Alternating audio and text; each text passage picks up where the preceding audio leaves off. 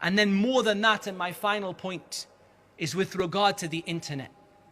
Because some of our sisters in Islam, and I alluded to this in the beginning of the khutbah, MashaAllah, tabarakallah, they have a heart with a good intention. And they want to correct themselves. And they want to cover. And you see them covering properly in every way. And then they are exposed to the YouTube hijab tutorials. And Allahul Musta'an. Some shaitana, a devil in the sight or in the clothing of a human being comes and says that this is how you should wear your hijab. And then they take this sister who wants to wear the hijab and they ruin her.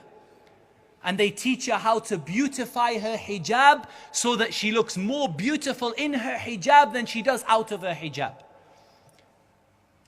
And in Facebook and Twitter and all of the rest, that the people are there and they are not saying to our sisters, take off your hijab.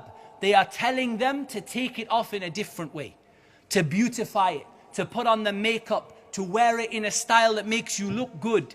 I say to our sisters in Islam, if your hijab looks good, it is not the Islamic hijab. Wallahi, if your hijab looks good, you have contradicted the very asal, the very fundamental, the very purpose of the hijab.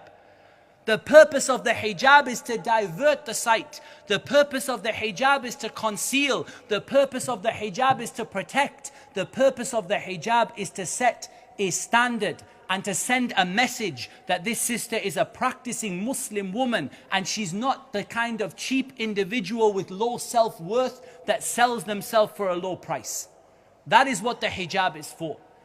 And there are sisters telling our sisters in Islam, and most of them are from the Sufiya or from the people from Ahlul Bid'ah, and they are coming and telling our sisters in Islam to remove their hijab in a different way. Whether it is the way that they wear it, or the color, or the design, or the way to look at it. And none of them have any knowledge of Islam, or any knowledge of fiqh. And yet they come, and in a way that attracts people who want to practice Islam. And this is from the shubahat that we must be careful of. This is from the shubahat that as brothers and sisters we must be careful of.